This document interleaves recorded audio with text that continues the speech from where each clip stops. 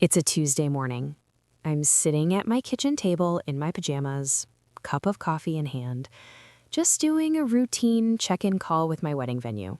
Nothing crazy, just confirming the catering headcount, the floral setup, the chair rentals, all the little details you obsess over when you've been planning the most important day of your life for 14 months. The venue coordinator picks up. Her name is Michelle. Sweet woman, professional, always on top of everything.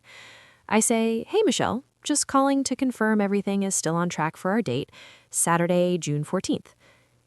There's a pause. Not a long pause, but long enough. And then she says, and I will never, ever forget these words. She says, "Oh, Miss Carter, I'm so sorry. I assumed you already knew. Your mother called us 3 weeks ago and moved your reservation. Your date has been reassigned. We have you rescheduled for next spring." I didn't say anything. I just sat there, with my coffee getting cold, and the room getting very, very quiet. And then I smiled. Not because it was funny, not because I was okay, but because in that moment, something inside me clicked, like a lock turning, and I knew exactly what I was going to do. I said, "Michelle, I need you to do something for me." She said, "Of course, anything." I said, "Cancel everything. Every single thing attached to my reservation. The venue, the catering, the florals, the chairs, the linens, all of it. And please refund my card." She goes quiet. Then, "Are you sure?" "Completely," I said. "And Michelle, don't call my mother. Don't call anyone. This conversation stays between us." I hung up the phone, set my coffee mug down on the table very gently, and started planning my honeymoon. My name is Rachel. Rachel Diane Monroe. And this is the story of how my own mother and my own sister tried to steal the most important day of my life, and how I made sure they paid for it. Literally. Let me take you back, way back, because this story doesn't start with a phone call. It starts with a childhood. I grew up in a suburb outside of Columbus, Ohio. Middle-class neighborhood, nice enough house, good school district. On the outside, we looked like a perfectly normal family. My mom, Linda, my dad, Robert, who passed away when I was 19, and that loss changed everything about our family dynamic, though I didn't fully understand how until much, much later, my older sister, Ashley, and me. Now, I want to be careful how I describe Ashley, because I don't want to just paint her as a villain right out the gate. But I also believe in honesty. So here's the honest version. Ashley was always the favorite. Not in a subtle way, not in a, "oh, kids always feel like siblings get more attention" kind of way. In a very real, very visible, very documented way. Ashley got the car for her 16th birthday. I got a card and a tank of gas. Ashley got her college tuition fully paid for. I worked 2 jobs and took out loans. Ashley's high school graduation party had a catered dinner and a DJ. Mine had a sheet cake from the grocery store and a playlist on someone's phone. I'm not telling you this so you'll feel sorry for me. I made peace with a lot of it over the years. I built my own life. I worked hard, I became a nurse, which I'm deeply proud of, and I met the love of my life, Daniel, when I was 27 years old. Daniel Monroe, 6'1", the kind of laugh that fills up a whole room, a 3rd-grade teacher who cries at every single graduation ceremony and isn't even embarrassed about it. He is the most patient, most steady, most genuinely good man I have ever met in my life. And when he proposed to me on a Tuesday night, not a special occasion, not a holiday, just a regular Tuesday because he said he couldn't wait anymore, I said yes before he even finished the sentence. We got engaged in September, and by November, we had already put a deposit down on our dream venue. The venue was called Magnolia Estate. And if you've never heard of it, just picture this. A converted 1920s Southern plantation-style mansion sitting on 12 acres of rolling hills just outside the city. Wraparound porches, original hardwood floors, a ballroom with 20-foot ceilings and crystal chandeliers. And outside, this sweeping lawn that overlooks a private lake. It was the venue, the one you see in bridal magazines, the one with a 2-year wait list. We got lucky. Someone canceled their June 14th reservation, a Saturday, and it opened up. Daniel's mom actually saw it on the venue's Instagram story, and we called within the hour. We put down a $6,000 non-refundable deposit that same week. I cried when they sent the confirmation email. Happy tears, the ugly snot-running kind, because I had dreamed about getting married somewhere beautiful my whole life, and this was it. We started planning immediately. We hired a coordinator, a florist, a caterer. We tasted wedding cakes on 4 separate Saturdays. I found my dress in February, an off-shoulder ivory A-line gown with this incredible lace overlay, and it fit like it was made for me. Everything was on track. Everything was perfect. And then Ashley announced she was also getting engaged.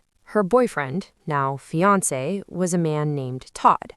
I'll be honest with you, I never had strong feelings about Todd one way or another. He was fine, quiet, seemed to genuinely care about Ashley, which was more than I could say for a couple of the men she'd dated before. They got engaged in March, about 4 months after Daniel and me. And I was happy for her. I really was.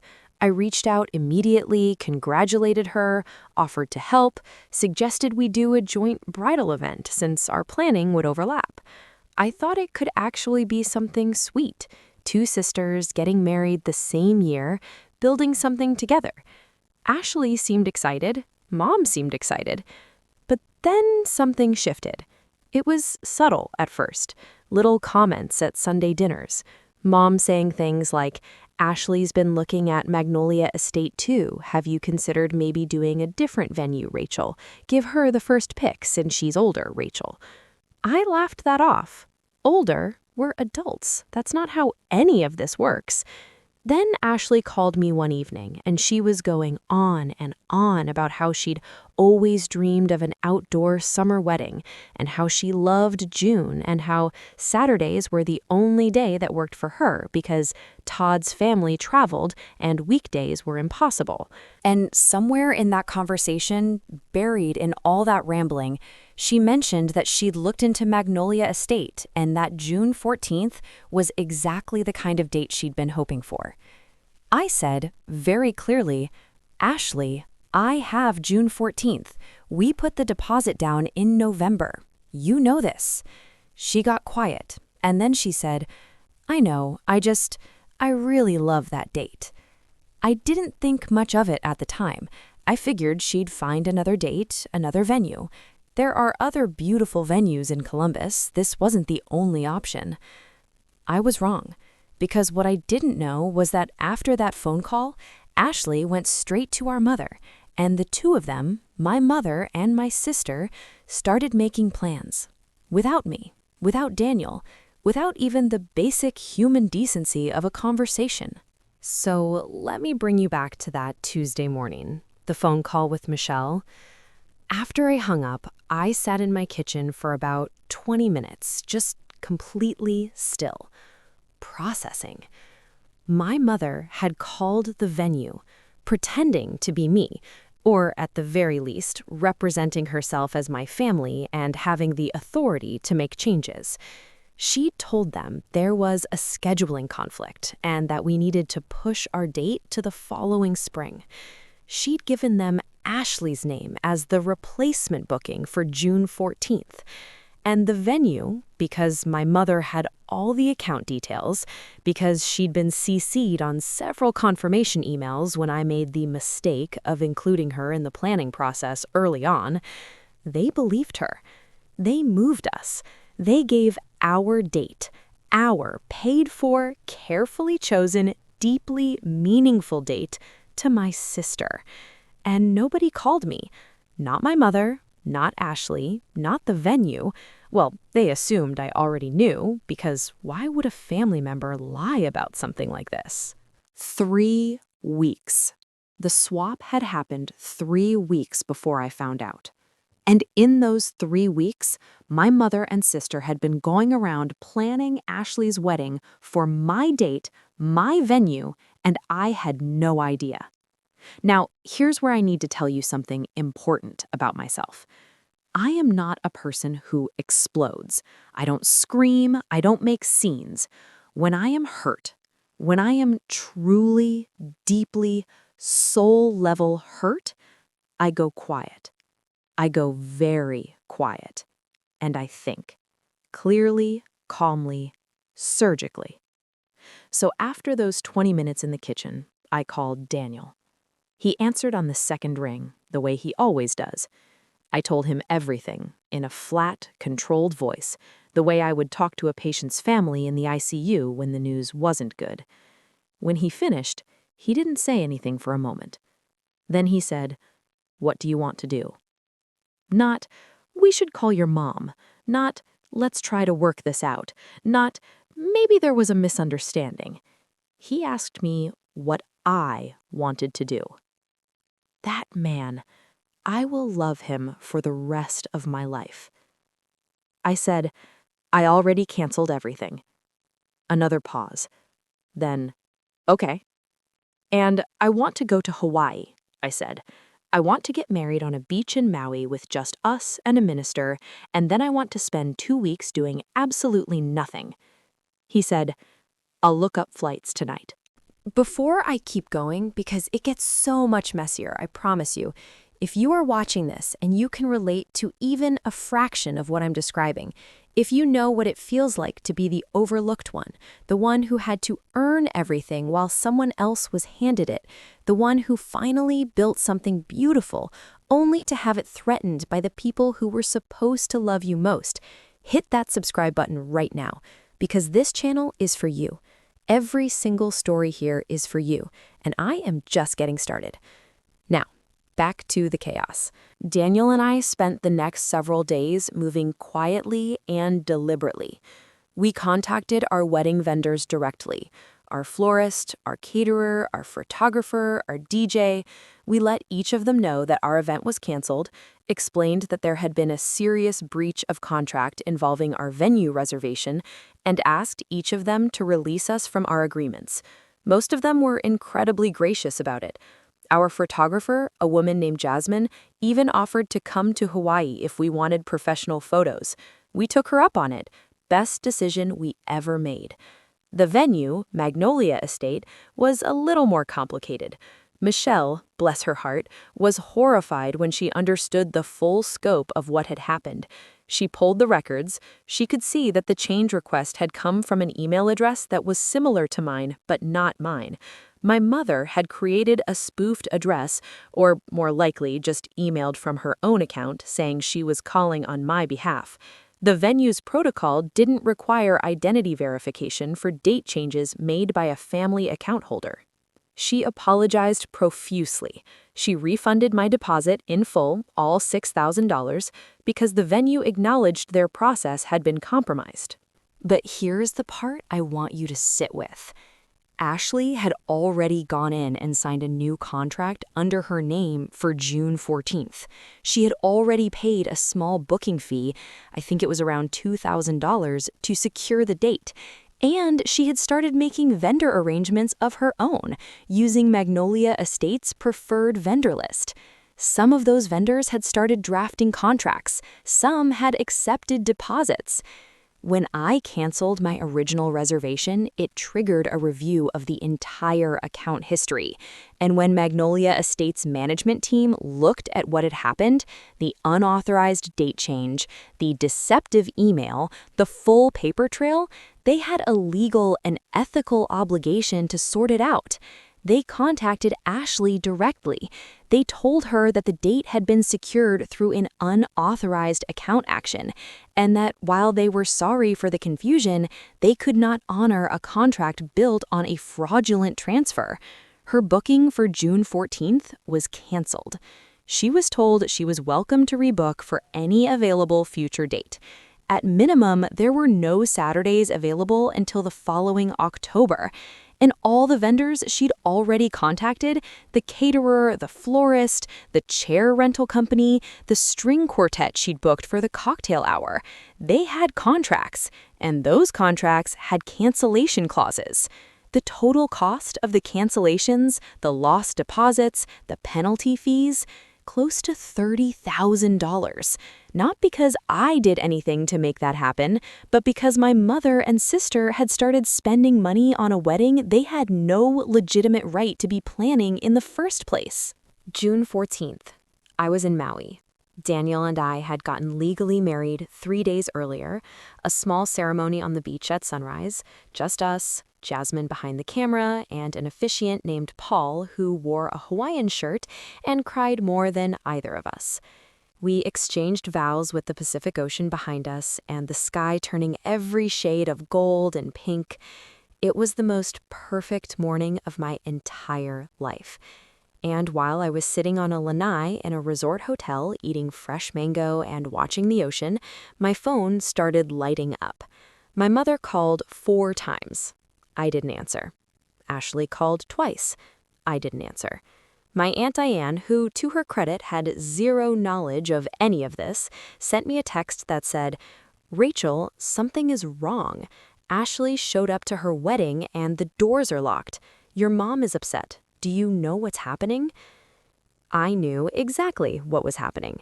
Ashley had shown up to her wedding, the wedding she had built on my stolen date, and found locked doors, because there was no event booked, because her contract had been canceled, because there was no wedding.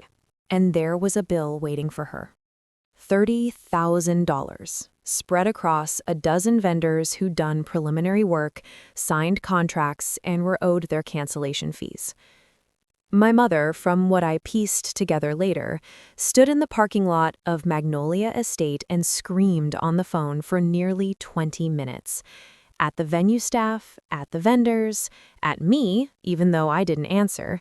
Ashley reportedly sat in her car and didn't come out for an hour. Todd, apparently, and this part I actually feel a little bad about, Todd had no idea any of this had happened. He thought he was showing up to his wedding. He found out everything in that parking lot. I don't know what happened between him and Ashley after that day. I've heard things through extended family. Nothing good. I did eventually call my mother back. Not on June 14th, not while I was in Hawaii. About 10 days after I got home.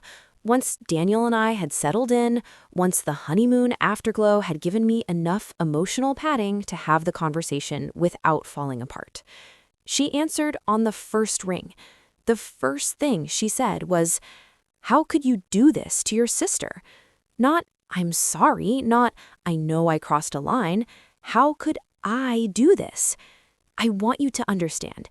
In that moment, I felt every single year of being the second-choice daughter, every sheet cake graduation party, every loan I took out while Ashley's tuition was paid, every Sunday dinner where Ashley's news was celebrated and mine was met with a polite nod. I felt all of it. And then I let it go. I said, "Mom, you called my venue and changed my wedding date without my knowledge or permission. You gave my sister my reservation. You didn't tell me, you didn't ask me. You just decided that what I had worked for, what Daniel and I had planned and saved for and dreamed about, you just decided it was available for redistribution, like it was yours to give away." She started to say something about how Ashley had really wanted that date and how she thought maybe I could be flexible and how she didn't think I'd react this way. I said, "Mom, I'm going to say this once and I need you to hear me. I am not discussing this. I'm not negotiating. I'm not apologizing. I got married. I'm happy. And I need you to figure out your own situation with the vendors because I am not involved in any of that. She screamed, actual screaming, about how I was selfish, how I had ruined Ashley's life, how our father would be ashamed of me. That one stung. I won't pretend it didn't. But I've thought about it a lot since then, and I genuinely don't believe it. My father was a fair man, a quiet man, a man who believed in doing right by people. And I don't think a man like that would look at what my mother and sister did and take their side. I said, I love you, Mom. I hope you're okay, but I'm done with this conversation. And I hung up. That was 9 months ago. Daniel and I are settled into our apartment.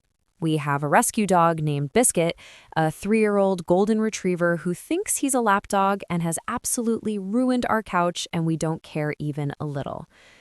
The $30,000 in vendor fees is still being disputed. From what I understand through my Aunt Diane, my mother co-signed on some of the vendor contracts to help Ashley, which means she's on the hook for part of it. They've been in mediation for months. I have not spoken to my mother or my sister since that phone call. I don't say that with pride.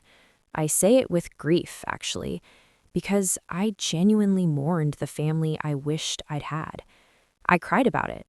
I still do sometimes on the hard days. But I also wake up every morning next to a man who, when I told him the worst thing my family had ever done to me, asked simply, "What do you want to do?" And I got to choose. For maybe the first time in my life when it came to my own family, I got to choose. I chose myself. I chose us. I chose Maui at sunrise and Jasmine crying behind her camera and vows I wrote on the back of a hotel notepad at midnight and Mango on a lanai and a dog named Biscuit. I chose my life.